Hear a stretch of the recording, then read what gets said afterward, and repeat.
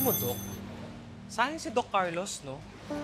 Ilan na nga lang yung mga neurosurgeon dito sa Pilipinas, tapos nabawasan pa. Sa totoo nga lang, nangihinaya nga ako sa nangyari kay Doc Carlos eh.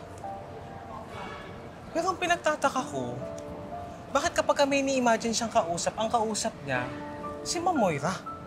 Bakit si Ma'am Moira of all people? May connect ba sila before? May pass ba sila?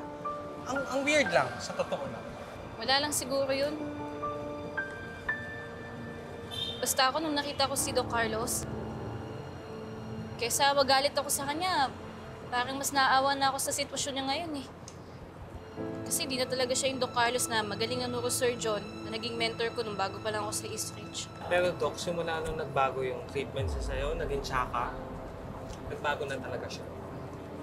Pero ganun talaga sa life, alam mo yun, may mga tao o bagay na talaga nagbabago, bubulagayin ka na lang sa life. Parang ex ko!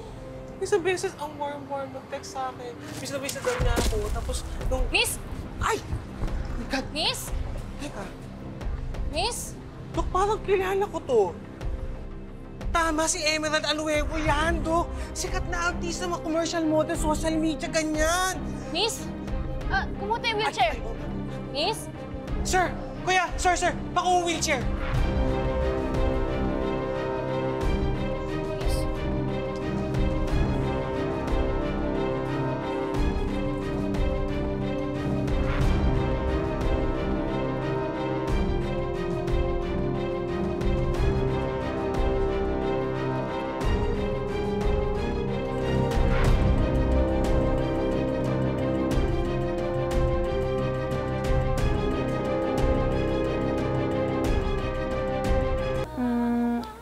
Your vital signs are normal, Miss Anuevo. Even your blood sugar, kaya hindi naman ma-rule out na nag-hypoglycemia ka, kaya kayo namatay.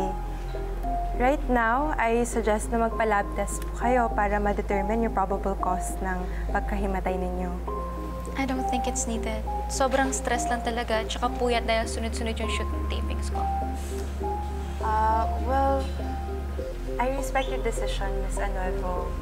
Mabuti na lang at within the vicinity of Apex po kayo hinimatay at nakita kayo agad ni Dr. Santos. Ay, Miss Emerald, may ambag din ako doon. You're welcome! Miss Anuevo, for the meantime, magpahinga muna kayo. Ayusin lang namin yung discharge papers nyo para makauwi na kayo tonight. And if you need anything, just let us know. Thank you so much, po. Thank you. Let's go. Dr. Santos, may hilingin lang po sana ako.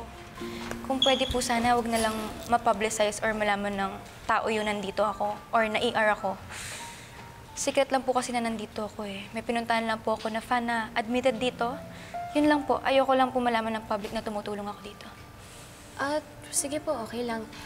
Responsibilidad naman po namin mga doktor na proteksyonan po yung mga pasyente namin eh. Saka we abide po sa Patient's Confidentiality Code. Thank you so much po. Aasahan ko po yan. Yes. Kung may kailangan lang po kayo, tawagin niyo po kami ha. Pahinga lang po kayo. Thank you so much. Yes. Parang medyo suspicious si Miss Emerald. Parang siyang takot.